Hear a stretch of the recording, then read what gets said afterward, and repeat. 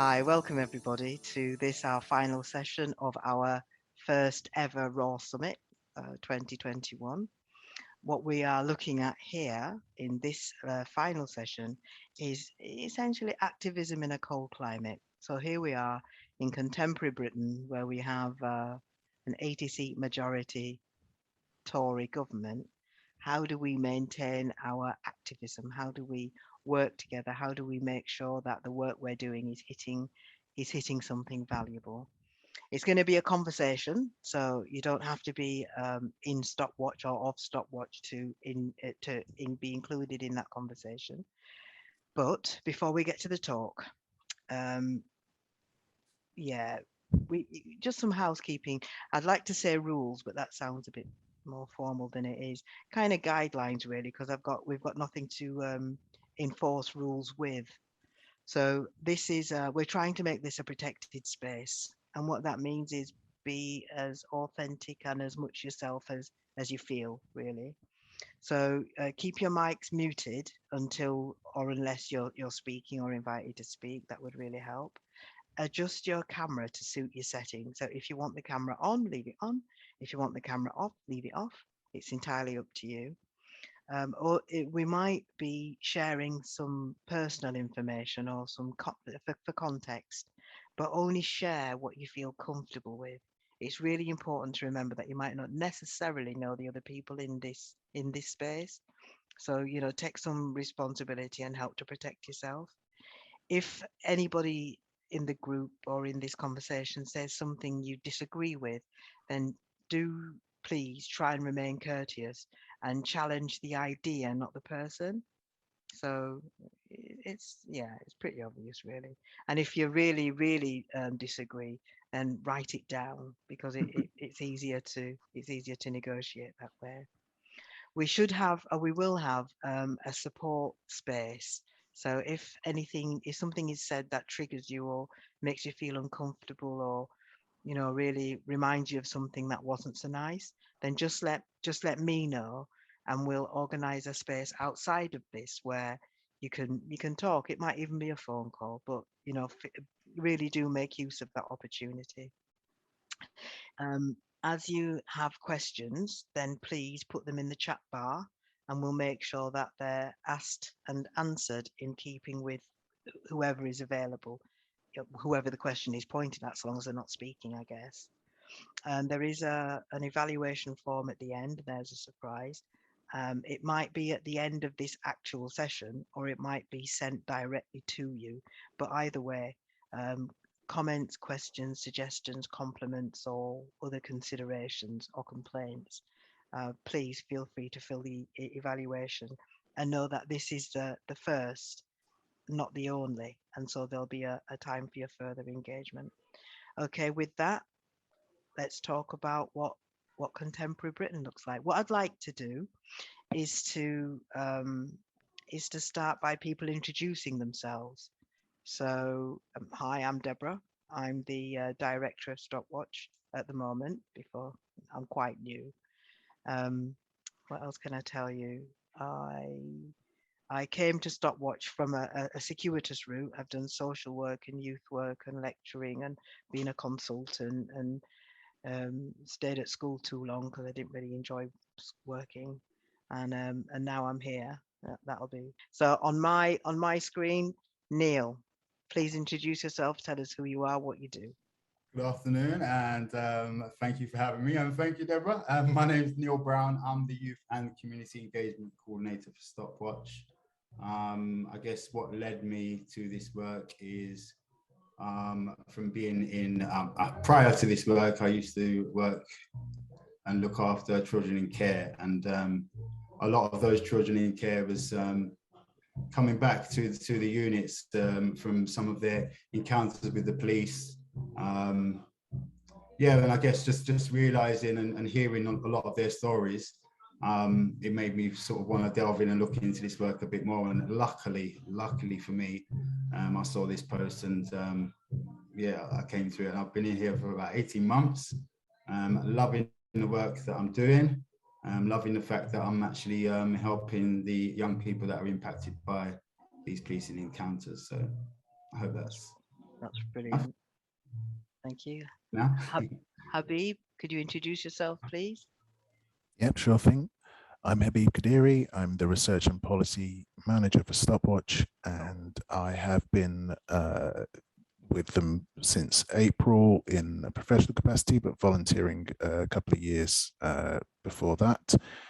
And my role is basically about looking at the figures behind Stop and Search and trying to kind of thread through the data, a kind of evidence-based line as to what should be happening with Stop and Search, and trying to kind of use that to push for changes to not just policy, but also the way there's kind of systemic thinking behind how Stop and Search works in this country.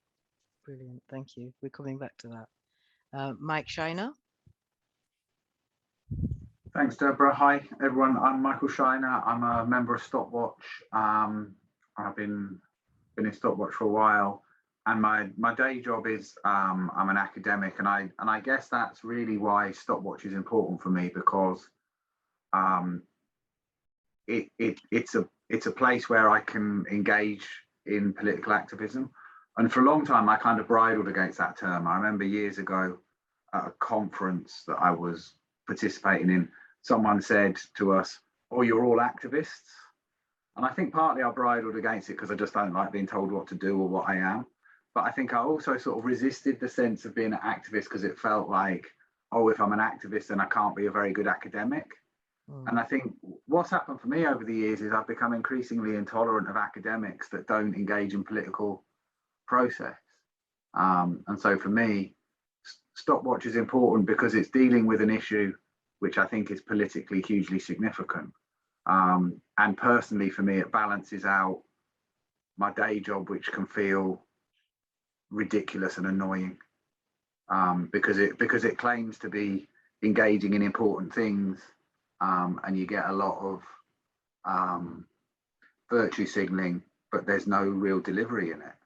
And for me, what StopWatch provides is a place where, you know, I can use the day job stuff, so I can use the kind of the research and the thinking and all of that, and apply it to something that feels important, really important.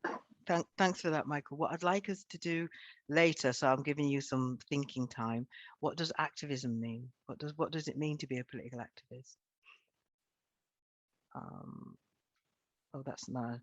Hi, Lucy. How are you? Are you okay to introduce yourself and just let people who you are know who you are, really? Yeah. Hi, I'm Lucy. I'm a member of StopWatch. I think maybe 4 years now. But yeah, I think what Mike just said really resonated with me. I think, like, if you work I go to LSE and you spend a lot of time like putting in a lot of effort into your work, but then if you think, well, nothing's really like coming out of this, like nothing's necessarily getting any better, that's just not a good feeling. So I agree with Mike, everything Mike said about, yeah, getting things done. Brilliant. I'm coming back to everybody about activism. But Ellie May, can you hear? Hi everyone. Can Hi, you hear Ellie me? May. Yeah. So I'm Ellie May. I'm 16 years old. I work as a young advisor in the borough of Waltham Forest, and I've recently been recruited to work with Shenna on the Girls Research Project. And yeah, I'm really happy to be here. So thank you for having me. Hi, Ellie. We're going to be. This is kind of like a conversation. So we're going to be talking about next. You know, what does activism mean? So yeah, and hopefully people can be questioning each other as well. Sorry, thanks for that. Okay. Hi, Joanne. If you can hear me, when you're ready, just or if you do get ready to speak, that is, just put something in the chat, and then I'll go straight to you. Okay. Well, I can't say okay. All right. So what we're looking at now is, what does activism mean in this 21st century, in fact 21st of the 20th century, 21st century, 21st year of the 21st century? What does activism mean to us, and how is it expressed in what we do? Okay, Lucy. Hi, Lucy. What does activism mean for you, and what does it look like for you? How is it expressed? Yeah, I'm not really sure what I think about what it means for me. I suppose I just think about it as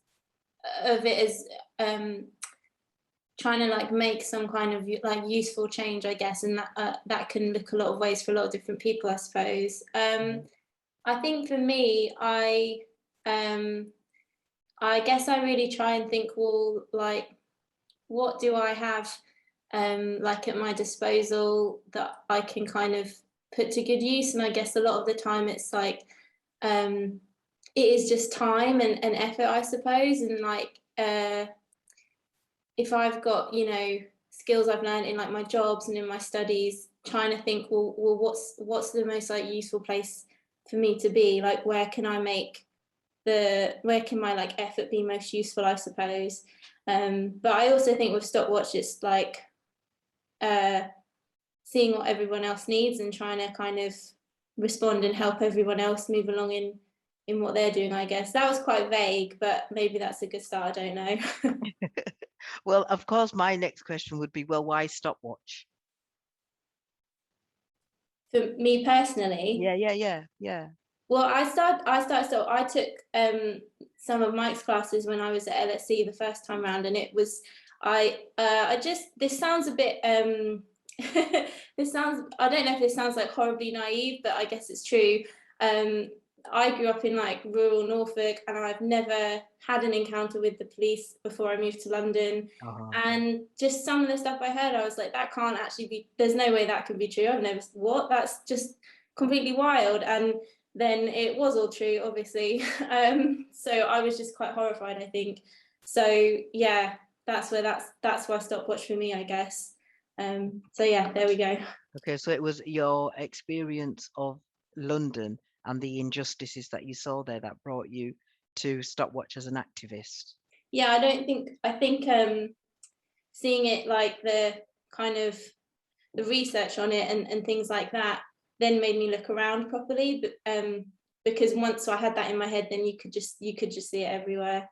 And I lived around London Bridge for quite a while, and I don't know, like it would sometimes, it just seemed like really relentless how many police officers there were around, and part of it was just because there was a station nearby, and it just seemed very kind of reactive and not really helping anyone. So yeah. Thank you. I'm coming back to you, so don't think you've got away because you've not. Neal, what does activism mean, and how would you express that? Good question. Sorry, I'm gonna have to ask you guys to forgive me with the music in the background. I was saying Right. neighbors. Right, so there's a big party kicking off, so you're gonna hear a lot of music. Activism. To be honest, before I joined StopWatch, my view on activism was just about to make just changes, just general changes, really. And I think when I say general, I just mean like, you know, changes that doesn't really make much of a difference on society. Whereas since I've joined the organization of StopWatch and seen the work that we do, my view on activism's changed quite a bit, actually. And I feel that I want to say I'm on the front line. I feel that being sort of on the front line to what's going on out here, yeah, I feel that activism now is more of a thing where you need to make serious changes and really be have strength behind that sort of thought to make those changes. So what brought you here? Why StopWatch? Could have been an activist on climate change, on a number of other things. Yeah. So yeah. why StopWatch? Oh, you could be bringing too much out for me though, Deborah. Oh, okay. Only share when you feel comfortable. No, I'm totally real. I've had my fair run-ins with the police and Her Majesty's pleasure in my younger years, and I felt that being in this position, I could make a change to what's going on with the actions of the police, but I can also make a change on the other side with the young people that I meet, and hopefully provide them with, even if I'm with them for an hour, hopefully I'll be a good space and a good role model for them to be around, for them to, realize that they can make changes and U-turns in their life. You're a star. Thank you, Neal. I really mean that, actually. Thank you. Ellie May. Hi. Hi. I think activism for me means like whatever you're capable of doing. And even if Mhm. that's something small, like even if you see something that you think is not right, just like saying something about it. Because I think there's that quote, something about like if you're like silent in situations where like someone's like injustice basically, then you've taken the side of the oppressor. And I Okay. think that's so true, because like by doing nothing, you're not only not helping but also adding to the problem as well. I think in terms of, because of StopWatch, well, I've particularly been like I've been recruited to the Girls Research Project, Yeah. which I think is so I did sociology for GCSE, and I think like I'm interested in like the way the world works, and I think that like girls are really underrepresented in like particularly stop and search data and things like that, from what I've seen in my lessons anyway. Oh, have you gone? Has your computer gone down? Mike? Sorry, can you hear me now? Hey, yes, good. Hi. I'm just really interested in like the way the world works, and I think that girls are particularly underrepresented in those kind of studies and that data about stop and search. Mhm. And I think even just like the own inequalities that I'm growing up with, like seeing the amount of black boys like excluded from my school for things that particularly like white boys wouldn't have been and should have been as also, but you know, and yeah, I just think it's a good thing to get involved with, just to learn more. You're a star. Is it possible? Sorry, if you feel put on the spot, tell me, because I've got no filter. But can you tell us a bit about what the Girls Project is? So I'm still quite new to it, and we're about to start the training, but Mhm. from my understanding, we're going to be like interviewing young girls that have been stop and searched, and like kind of finding out more about like what kind of effect that's had on them, and I guess kind of learning from their experiences so we can make change based on it. Okay, brilliant. And what are you looking forward to? Well, I think I'm really looking forward to just working with other amazing women and just having like such a positive space and judgment free and all of that kind of thing. So yeah. Mhm. Okay, brilliant, brilliant. Thank you for that. And then Mike Shiner, tell us what does activism mean for you? Where's Um, that going? I think it means more than just me. It's about connection, and it's about I read somewhere that that being in service to others is the basis of a meaningful life. Mhm. And so there's something around that, it being about, because my job is quite lonely and individual, and I feel like activism is about much more than just me, and it gives me that sense of being part of something bigger than myself.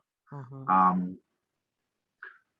And I guess it's there in the word, isn't it? It's about being active. It's about trying to achieve something. I think we've linked it to political. So for me, activism is inherently political. It's about trying to change power relations, Okay. and policing. I mean, it is a key part of that for me. I mean, and I got into the policing stuff partly through professional accident of just getting involved in particular kind of studies. But then again, I think for me now the question is why did I get involved in StopWatch, and why have I stayed in StopWatch? And a lot of that is relationships. A lot of that is just finding like-minded people that I'm really impressed by every day. And also one of the things that sort of amazed me is how important stop and search is to impacted communities. And Mhm. every event we do, I hear that, and that gives me a sense of purpose, and that makes me think that even though we're making mistakes, even though we're not getting it right all the time, we're doing something that's important, because this really resonates with impacted communities. They identify it as something which is having a hugely negative impact on their I like existence. I like the word impacted communities. and it's kind of like racialized, I now know. But anyway, what's that mean? What does impacted communities even mean? Where's that coming from? What's So that I about? think it is a way of talking about this in a way which isn't overtly racialized. So it is racialized. So it means. What does that mean? So Remember it my, means. yeah, So it means. racialized. So it means for us in the context of StopWatch, it means communities that are impacted by stop and search. And I think Impacted by which you mean affected affected. So negatively. yeah. So I think Ellie Mae said, you know, rightly that the experience of girls and women is really invisible in debates around stop and search. And I think part of that is because, or certainly the statistics would suggest that the vast majority of the stops are done on boys and men. Of course, that doesn't mean that girls and women aren't affected, because that can be your friend, your brother, your son, and it can kind of have a knock-on effect. So I think it is that idea of the impact can be far-reaching. Yeah, so it's whoever's affected by the issue, and I think it does get us out of being racially specific about it, because of course the experience is centered on Black communities, but it filters out from that. It's not exclusive. It's not exclusive. Yeah, so I mean, I remember, so we've had some young members of StopWatch that have said that young white people that say they only get targeted for stop and search when they're with their Black friends. Or they get separated from their Black friends and their Black friends get stopped and searched and the white boys don't. And they were saying it's a way in which the police are trying to break our friendship. So, you know, it works in really complicated ways, and it isn't just the person who stopped and searched that's affected. Obviously, they're probably affected the most, and they are at the center of our kind of activities. But I think talking about impacted communities recognizes that the effect, I think you said it, the ripple effect, that's a really nice way of thinking about it. The ripple effect goes out from the center. What are the it's a broader, and I don't want to be start again. I don't want to be picking on people individually, although I can. But what are the threats? What are the challenges to the work that we're wanting to do? Where are the, so there's us in our good work bubble, and we're doing good things for people, for impacted communities, or trying to. What are the threats surrounding that good work that we're wanting to do? Where are the challenges, and who are those challenges coming from, do you think? Sorry, Deborah, can I just pick up something? I would say that I sort of bristle at the idea that we're doing good work for impacted communities, because that makes us sound like we're saviors and we're rescuers. I was trying to make it contentious sounding, by the way. Okay. I think the goal is always to do good work with impacted communities. Okay. So we're doing this good work with. I would hope so. I would like to think so. Yeah. Alongside, like bread and butter. So we describe ourselves as a coalition, don't we? And I think that's the idea of the coalition. My question is kind of, yes. Where are the threats coming from? Where are the challenges to the work that we are engaging with? To take it on another level, just in regards to some of the conversations that we had earlier today, sometimes ourselves can be the challenge.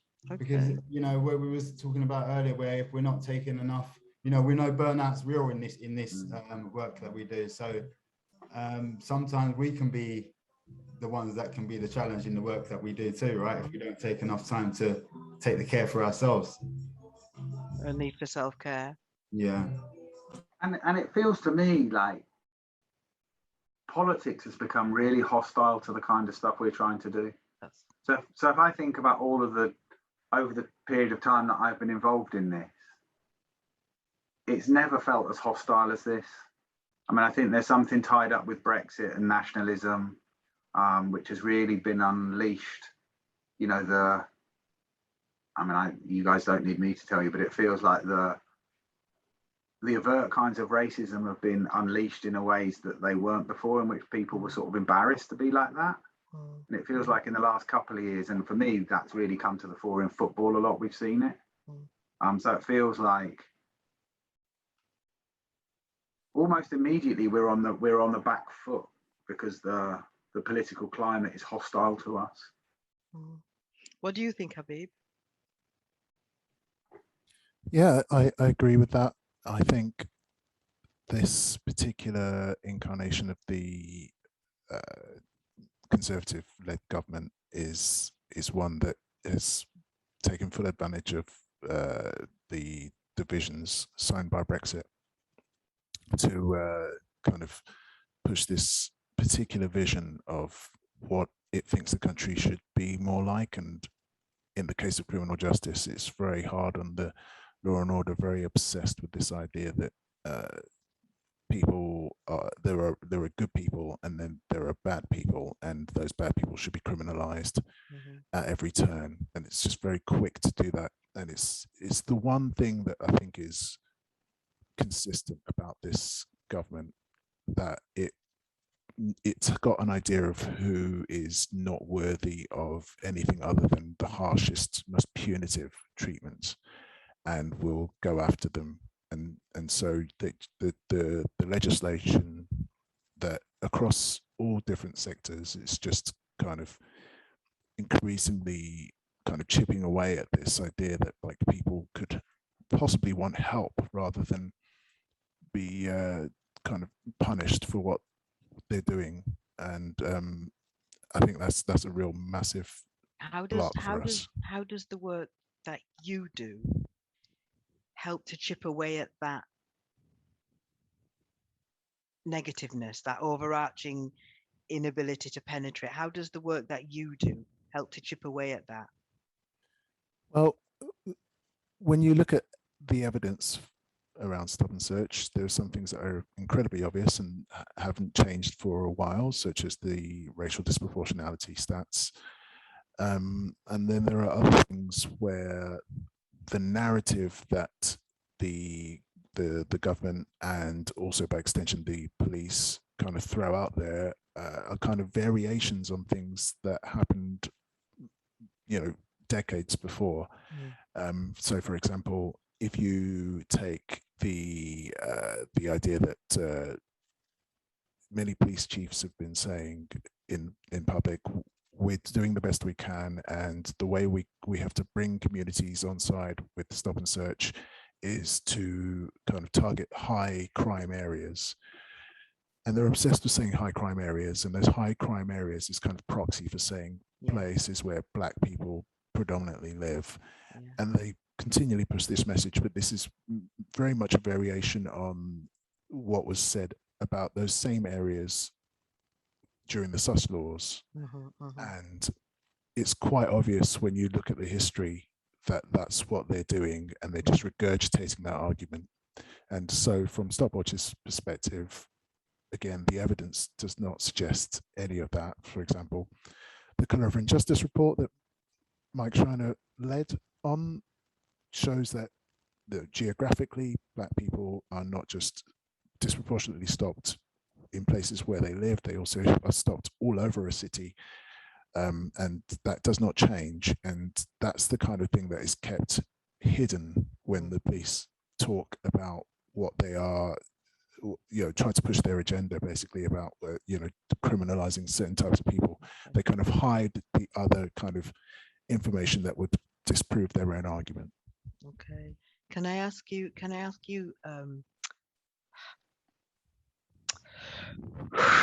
Neal, ouch.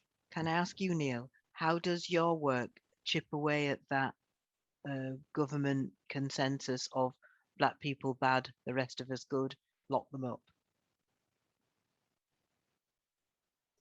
Can you rephrase that? I'm not sure. Yeah, Habib was explaining how the work that he does, the work that we do as StopWatch, how it helps to chip away at the greater, the bigger idea that Black people need over policing for their own good.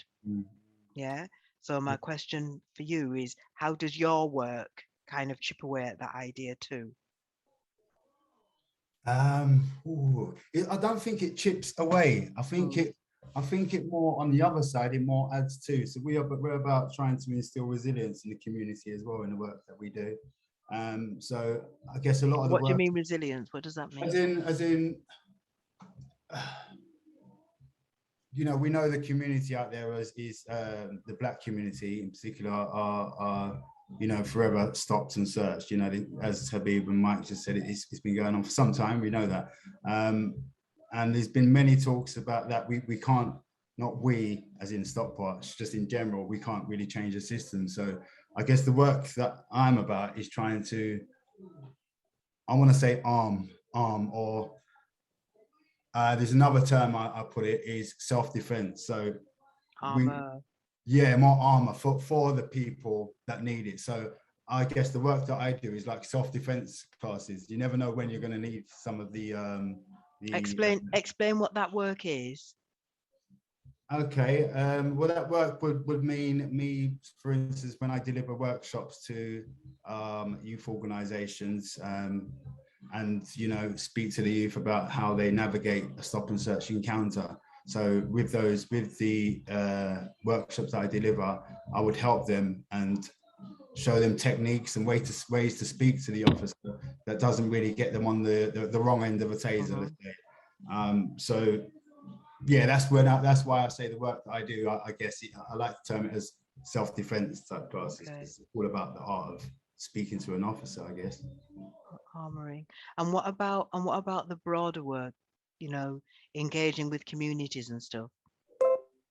Why is that an important thing to do in addressing the negative narrative? Yeah,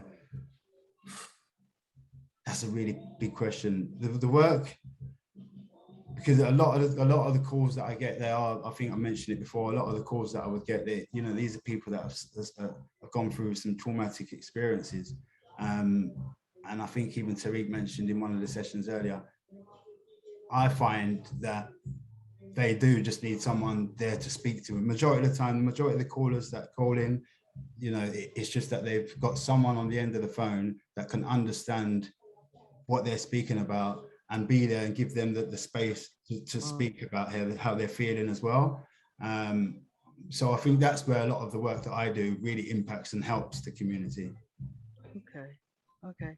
And how, sorry, I know it sounds like I'm getting at you, sorry, but how does that help? I mean, what we accept that our current Tory-led government is kind of against, is a government against the people. Yeah. So how does the work that you do help people to kind of fight back against that? I know you're saying you're supporting the development of resilience, but is there anything else that your work does as an activist? I'm talking about your activism. Well, they say knowledge is power, right?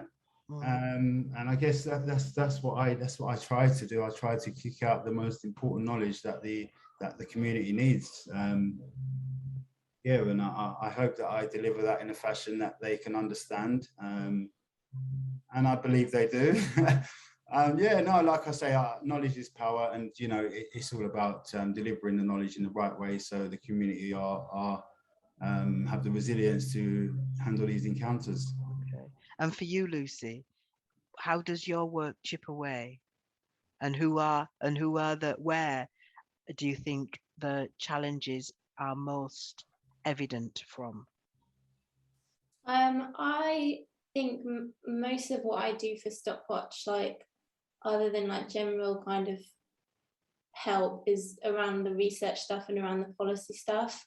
And like everyone said, like there is no welcome reception for that at the moment. Like we're realistically kind of up against a brick wall with this government. But I think all that does, I don't think it means this isn't the time to do it, because I think that just showing there's like resistance to it is still really important, and like kind of not letting people get away with stuff, even though they might still do whatever they want to do anyway. Like showing that there's like some pushback from it, I think still useful. But it is, there's definitely the audience for it at like the national level's not there, and I don't know. Yeah, the appetite. George, are you ready to share what you mean by political activism? It's in the chat. So basically, I've got a noisy background, so Okay. I don't want to be rude by speaking, and then there's so much noise coming from where I am, which you can hear now. But basically, political activism is what I've said on the chat, and I'm big on attending protests because it kind of raises awareness and also encourage other people who are not confident enough to join forces to kind of raise and highlight the issues affecting different people in society. Okay. Take, for instance, when I went for the London edition of the Black Lives Matter march, and I remember when we got to Brixton, there was a lady who was by her house, and she was saying that, that I didn't even know this was going on. I would have, planned to join you guys, but she kept on cheering us on and stuff like that. And we got to a point in Brixton where some guy, his mother had done the same thing years and years on, and this was fighting for the rights of Black people at the time. So it kind of makes you happy and also kind of enlightening you about things that you're passionate about, and also kind of that you know that you're doing the right thing. I'm always very big on peaceful protests because that's the only way you can highlight an issue without being a nuisance, and also letting people know that Black people are not always a nuisance, that we are very educated, and we also use the education we have to better ourselves by doing the right thing. So that's what I wanted to say. And also, with also joining forces with charities that are passionate about resolving the issue in society. So let's take, for instance, StopWatch. What they're doing fantastic. I only found out about them after my experience, but if I had known about them before my experience, I would still be wanting to join them because I'm passionate about something like this, even before this had happened to me. So that's the sort of thing that I see as political activism. Okay. Thanks for that. Yeah, and sorry for the background noise. That's all right. You've already said that. That's okay. At least you're persisting with it. You're in it. You're in it with us all together. Ellie May.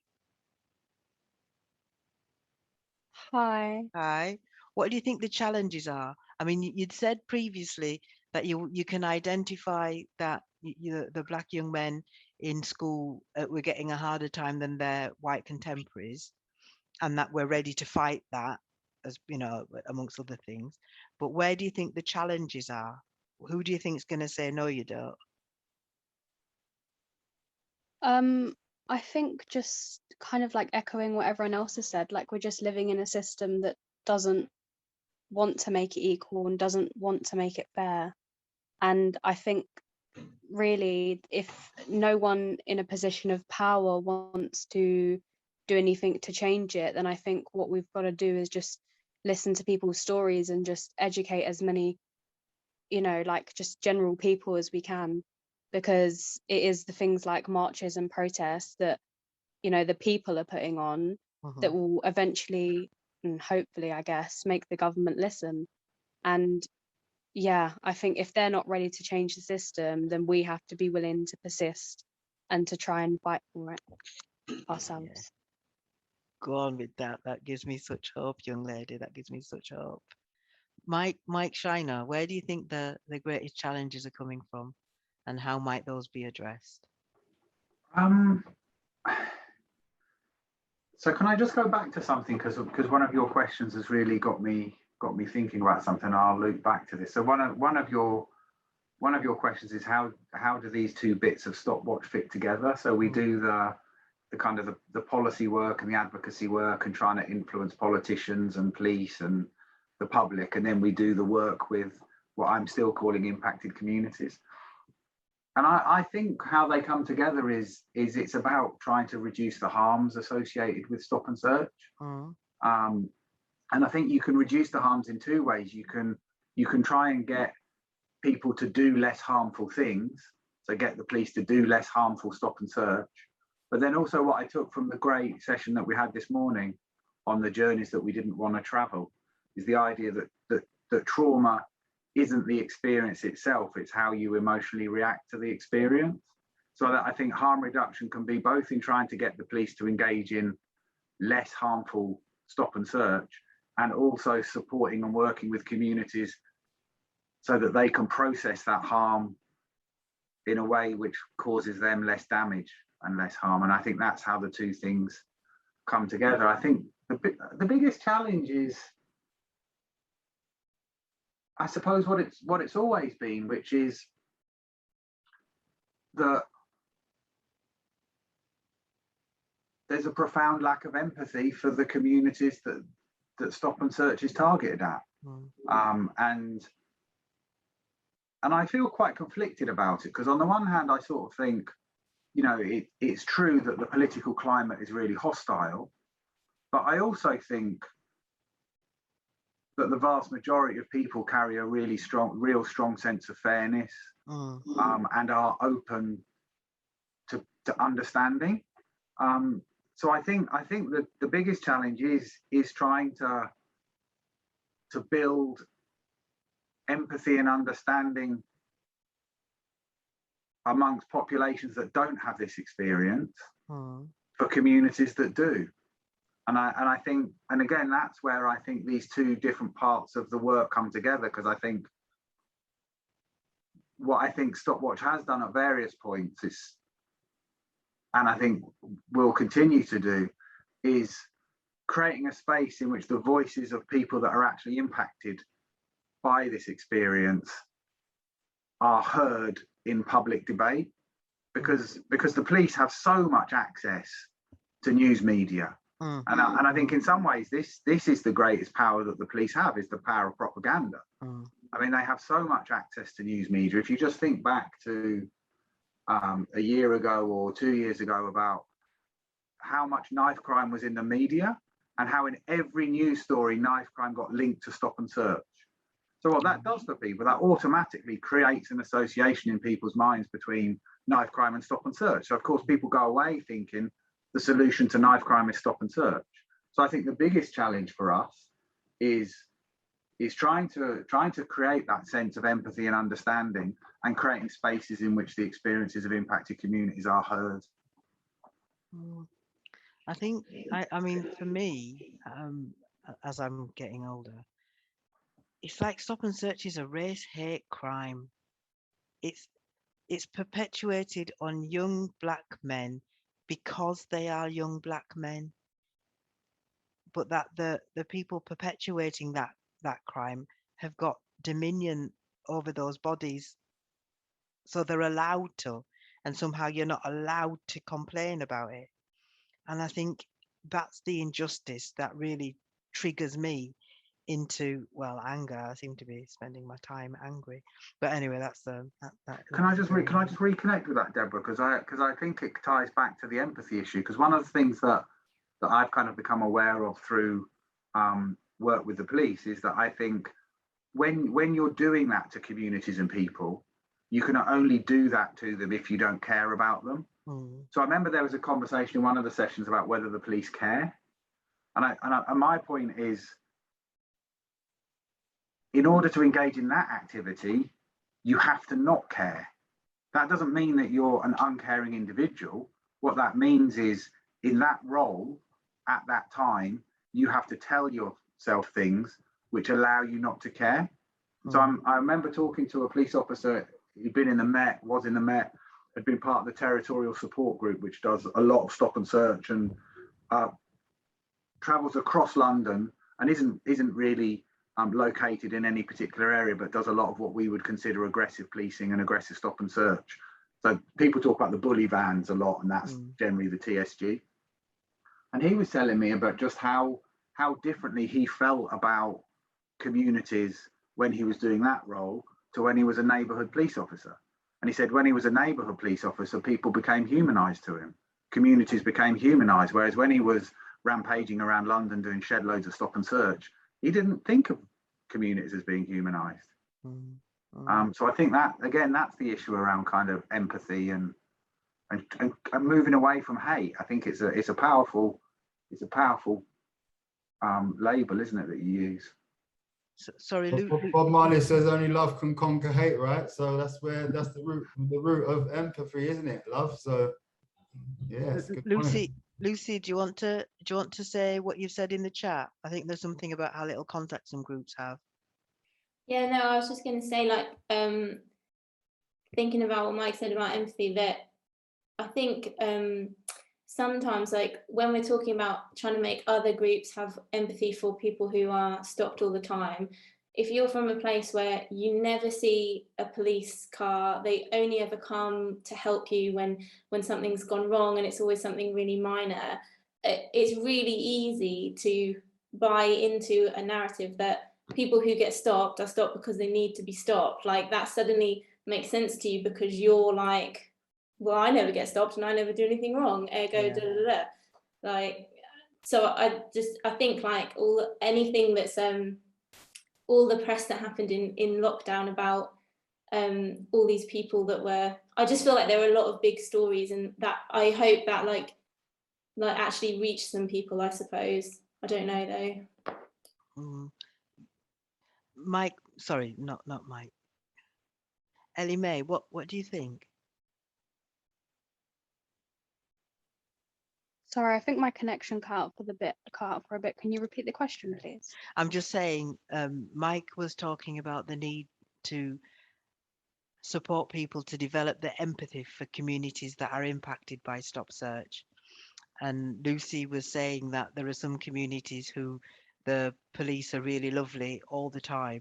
And so you can get away with the idea that if you weren't doing something wrong, you wouldn't be stopped. And so I was asking you, what do you think? What do you think about the need for people to develop empathy, and is it possible? I definitely think that's true. Sorry,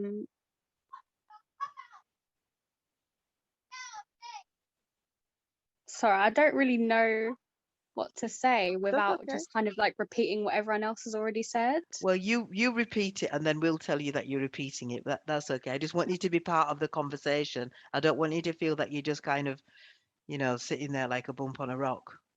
Mm-hmm. I think it definitely is like people are able to develop empathy, but I think it will take time, and it's not going to be an overnight thing.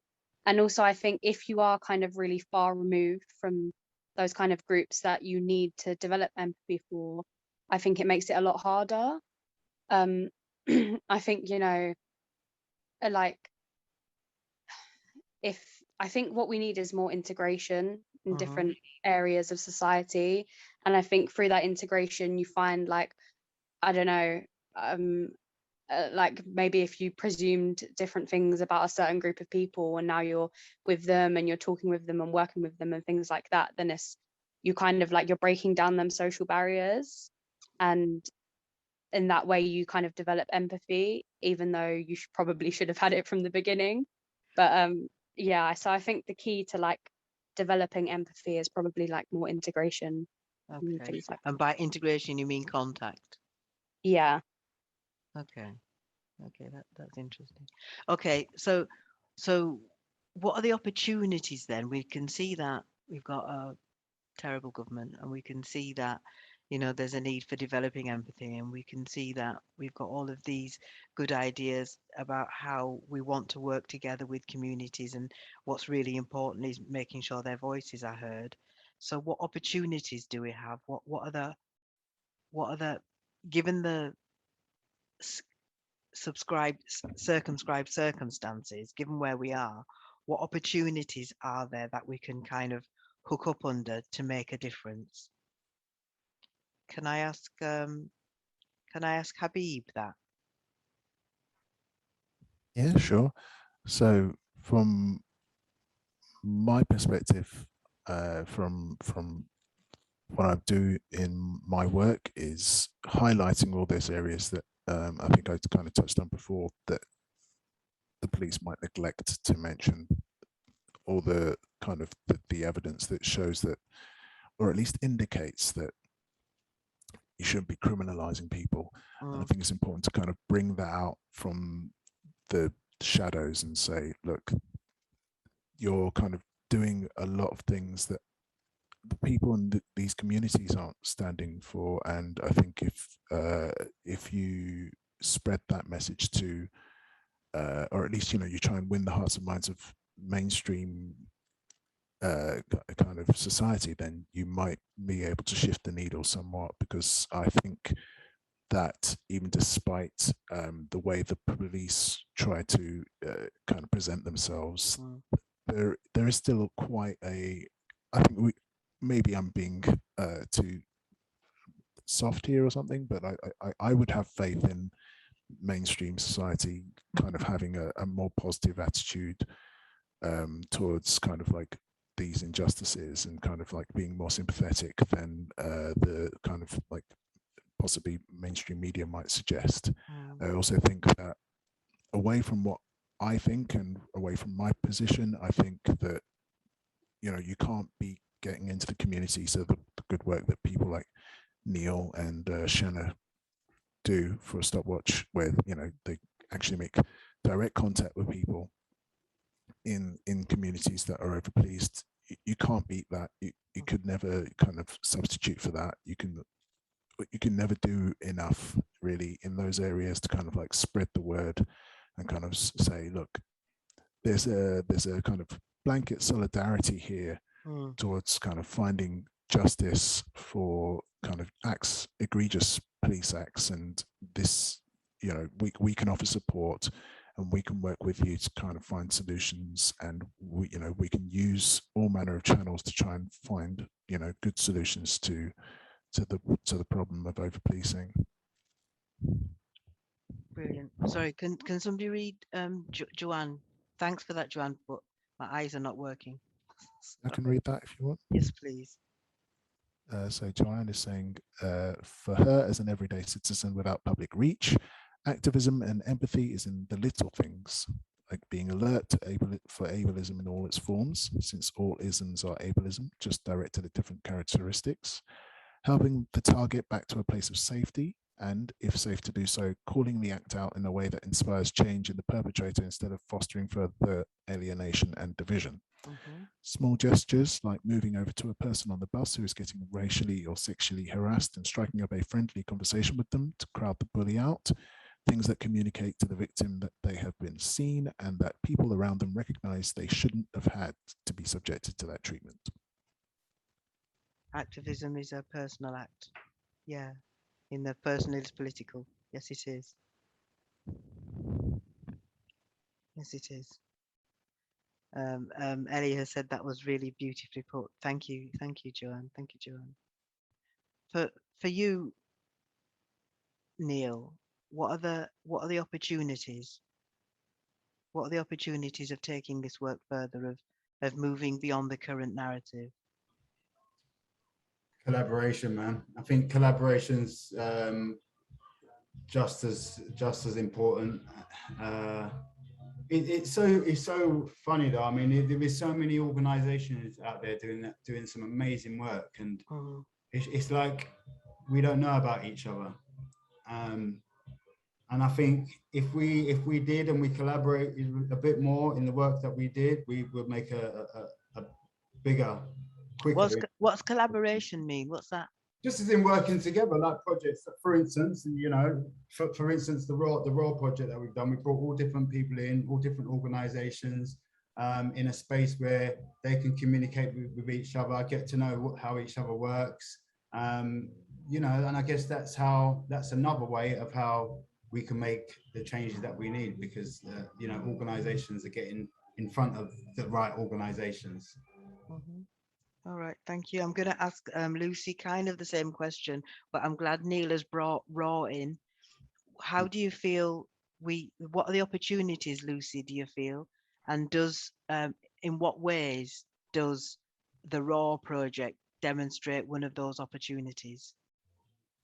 Yeah, I think what most people have been saying, I think that, you know, while like maybe our like political window is firmly shut, that actually the stuff that Neal does, the stuff that we're doing here in Raw is like, I guess it's sort of like a taking matters into your own hands kind of energy. And if people aren't if people aren't going to like enact the change you want further up, maybe you can like do it for the people around you, I suppose. So yeah, I think maybe more like things like Raw moving forward, like that, if there are more opportunities to kind of affect our immediate surroundings, if we can't make like more substantial gains, I just, yeah, that's always going to be useful, and it's always going to help people, I suppose. Help them in how? Sorry. I just mean practically. I think like that. I suppose it can be like you thinking about like, oh, how you can be most effective. Like sometimes I think it's really easy to think, or comforting to think, oh well, cool, if we get this one big change, that will help so many people, and it will. But like the reality is that one big change might come from a lot of pushing, and at the same time, if you're kind of thinking about the people who are immediately around you, you can make a really big change for a handful of people. That's, you know, that's really, really worthwhile. So yeah, I hope Raw's done that for some of the people who attended this first summit. And for you, Mike Shenna, what are the opportunities and how does Raw reflect that? Thank you. I think it's a couple of things. I think some of the opportunities are, I think what really moves people is the personal stuff. And I think what StopWatch tries to do is to combine the personal stuff with other more general forms of evidence. So I think the policy work we do and the data analysis is really, really important, but works best when it's linked to personal stories. So if we look at George Floyd, I mean, just look how that mobilized people.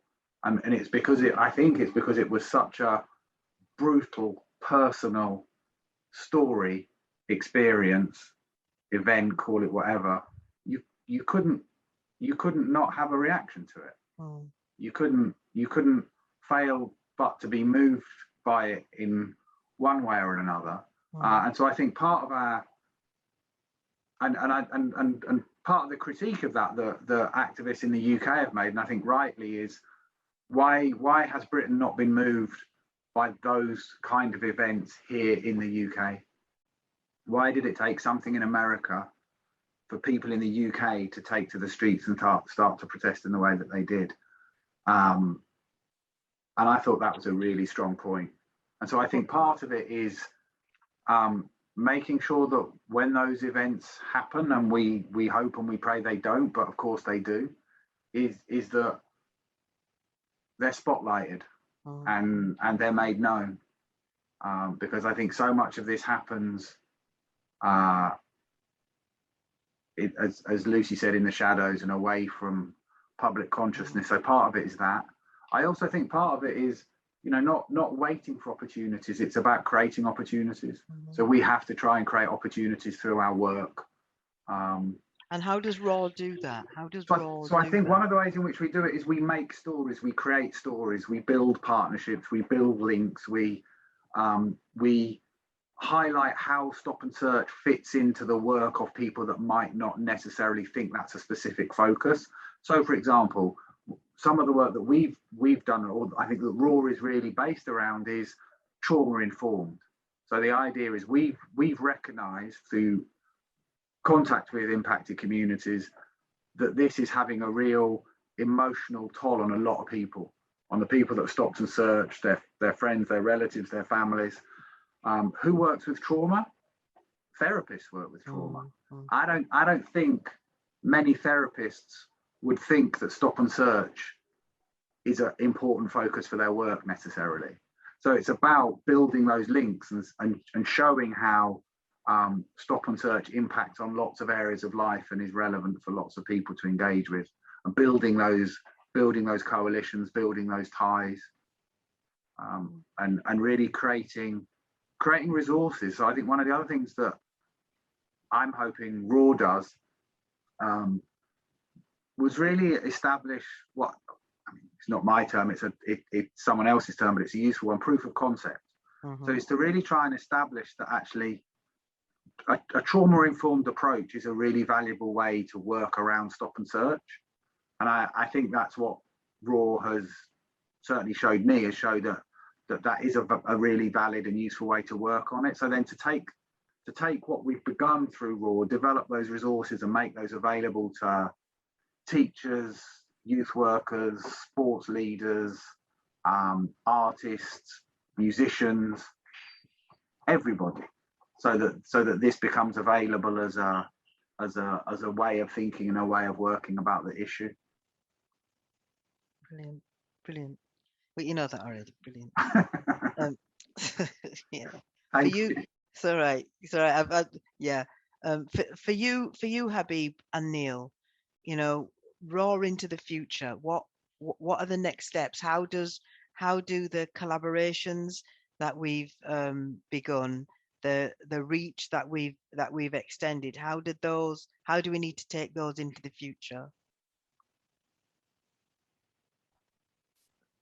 I think quite simply it's to, RAW, we're starting off as a kind of an online summit and then kind of looking to extend it as a kind of like a regular thing that is an ongoing thing, that not just about having one event every year or every few years or so. It's a continual, yeah, exactly. It's a continual thing.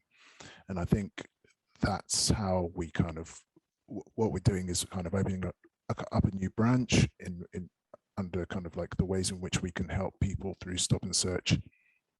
And I think that we can use this summit as a basis for doing so, and we just keep going. We just keep going, and we just keep getting the word out there.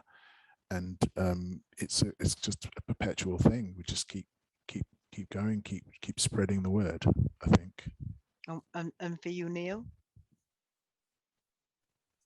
Well, yeah.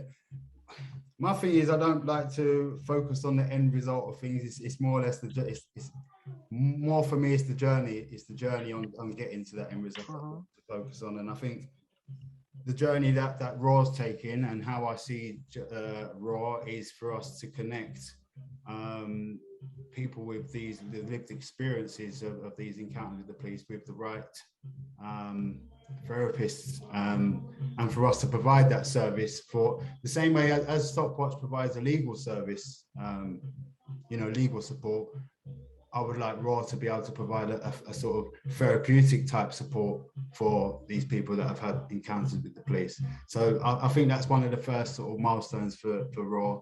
And like Habib said, it's just step by step making those connections and building those links, And I like it that we're talking about building connections and making those links. I like all of that, but how do we do that? I mean, in the last, we've got about 10 minutes. I can give you an example. Yeah. If George don't like, George wouldn't mind me saying, this is on the side of the people that we help. We, as you know, I take phone calls, and I think George is a perfect example of why RAW is being born. George had an experience, and he called StopWatch, and we're sort of helping George through his experience, and through that, I believe that, and we know from the past that when you help people that's been in your experience, you help yourself. And I feel that through George and many other volunteers that come through StopWatch has had some experiences with the police, and through that help that they put within the organization, they end up helping themselves. So yeah, I think that's the big play in it all. And for you, Lucy, how do we extend reach? How do we develop partnerships? How do we network better? How do we do that? I suppose maybe, I know I've only been in RAW today, but maybe I know you've been doing the surveys with people who attended the session. I guess they're the people we need to listen to, because they're the people we're trying to support and see what like resonated with them and what they need, I guess. So maybe it's part of it is following all the leads from that, I suppose. Okay. And Joanne says, agree that therapy and civil rights support need to go hand in hand. Individuals cannot be therapized out of habitual oppression that keeps them disempowered. We'd love to see this idea materialize. Oh, Joanne, I wish you'd speak, because I really want to ask you how does that, what would that look like?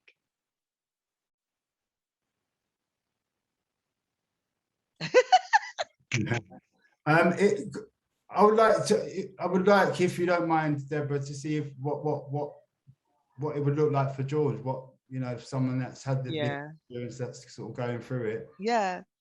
If you don't mind, George. How would I put it? I feel like it's the lack of support from not getting it from the right place in terms of when it had happened to me initially. I didn't tell my mom until like 6 months after, because I didn't know how to tell her. And the people who I was telling, they were like, "Oh, real? Did that really happen to you? You don't look like someone who's been through such kind of thing," because of the way I was just handling it, keeping it to myself. And I was very unsure on who to tell, like in terms of telling my close like family. It was until like after like 6 months I was able to tell my mom, and my mom was so surprised that that happened to me. And so I don't know how to say in terms of navigating. I feel like everyone's experience is different, but the most important thing is just like when it happens to you, it's just you as a person trying to understand why. Because there was someone that I was asking myself so much questions if I hadn't gone to. So the funny thing was, okay, I went to a shop to buy to try buying some food, and I couldn't get the food I wanted, so I just crossed the road, and I was going into Brixton Station. So when I got into the station, I saw two officers interrogating, I think, four teenagers. And all I heard was the other one saying the other guy was his friend. So I just kept on walking. And then next thing I was on the platform waiting for my train. And the undercover officer who initially approached me said, "You bought a knife from me." That already, you know, triggered me in a lot of ways, because I'm passionate about knife crime in terms of, you know, stopping it and it not even being a thing and being associated with black people. So to be then approached in such a derogatory manner in the first instance, it triggered the whole interaction the wrong way. And I kept on asking myself, why did you even respond to the officer? Why did you even say anything to me? You could have walked away. And even me walking away would have even made things worse, because, you know, reading the reports and seeing all what they said, it's like they are going at all costs to kind of, you know, destroy my name and make me look horrible for just interacting with them. So it's like, George, my question more broadly is how your circumstance was terrible and that was awful, and it shouldn't have been like that. But how do we reach out to more people to get them included in the fight against this kind of treatment? oh, okay. So in terms of that, I would say it's maybe more using social media. Doing a lot of social media work. Like I know sometimes, like something like when my incident happened, I posted on social media saying if anyone was around Brixton Station at this time and they had any CCTV footage, they should send it my way, but no one responded. So I feel like social media is a great start, and also getting people who have experienced this sort of treatment from the police going to schools to speak about it. But I know that most schools will not allow that because it's quite a touchy topic. But going into schools speaking about this to children, you know, it's a great way to kind of also hear their own experiences, because, you know, some children, these things happen to. They don't discuss it with anyone, just like the way I also did not discuss it with anyone until I felt comfortable, you know, having to say to my mom. And also it's like working with like maybe citizen advice bureau, letting them know that, you know, you're there for people who's been through this type of experiences. So there are a lot of places you can try and work with to kind of get people to kind of like come in and speak about their experiences. We can go on, but it's always there. It's just for us to kind of tap into it. Oh, all right. Thanks for that. And just as a final comment, everybody, you know, what should our number one priority for future action? What should our number one priority be? And I'll ask that for Ellie. I think I might be a bit biased, but You don't say. probably investing in the younger generation, because they're our future. They're the ones that are going to carry on and just carry on the fight, basically. So yeah, invest in the younger ones. Super. Lucy? That's quite a difficult question. I don't know. I think keeping our eyes open, I suppose, and doing trying to be useful, like in the moment for people with like things like these sessions. But yeah, looking for those, like Mike said, like creating opportunities when we can get them to make some like bigger movement. But yeah, who knows? Sorry. No, it's good still. Habib? The question is priorities for action. Final thoughts. I think strengthening community links so that we can carry on having that strong sense of solidarity across all kinds of networks across the country. And then that can build into something where we can kind of show that the police are not as necessary as they think they are. Neal? Yeah, that's that resilience part. And I think with that, just in a simple sentence, just to give them the space, the community, the space for them to hear how they're feeling. So care and support. Care and support. Empathy. Same thing what we're speaking about, right? Yeah. Mike? So I think the key is about responding to the context, and I think so.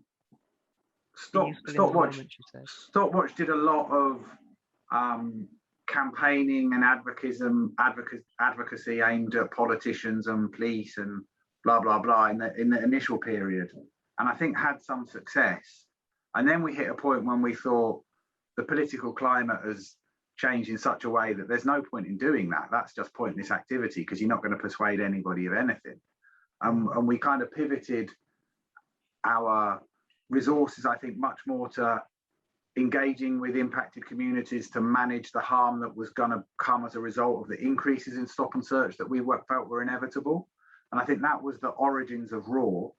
And I think that work is still very much needed. So I think now it's about rolling RAW out, but I think also it's re-engaging with the political advocacy, because I think for a period of time it was a bit of a watching brief because there were significant reforms around stop and search. The amount of stop and search was coming down. That we're not there anymore. And now it's about really re-engaging with the political advocacy, beating the drum of stop and search is not the solution. Stop and search is largely counterproductive. Stop and search is largely harmful. Stop and search is damaging communities in the name of crime reduction, which it just doesn't deliver. So I think it's really re-engaging with that, and I think bringing those two bits together. So realizing the fusion of the political advocacy and the community engagement. So basically, I just said everything. Yes, you did. But it's okay. So did everybody else, because if we start with care, it broadens. Why choose is one of my mantras. If we start with care, it broadens. If we start with young people, it broadens. If we start with communities, it's already broad. And everything, as they say, is everything. Can I just thank everybody for your participation? And I'd like to particularly thank Ellie Mae, George, and Joanne for and Lucy, of course, for being in here with us. There are numerous opportunities for engagement, so don't think you get away. I'm hoping that your emails tell us who you are and how we can get to you. If you have time, brilliant. If you have time, could you complete the feedback form that is in the chat? But even if you don't, there'll be an email form coming to you on your email, so get yourselves ready. Thank you, everybody. Thank you, everybody, so much. That was the end of our first RAW. Good night. Thank you, guys. Good night. Well done, everyone. Good night. Good night. Thank work. you. Thank you. Bye. Bye. Bye. Thank you, everyone. Bye. Thank you. Bye. Bye. Bye. Bye.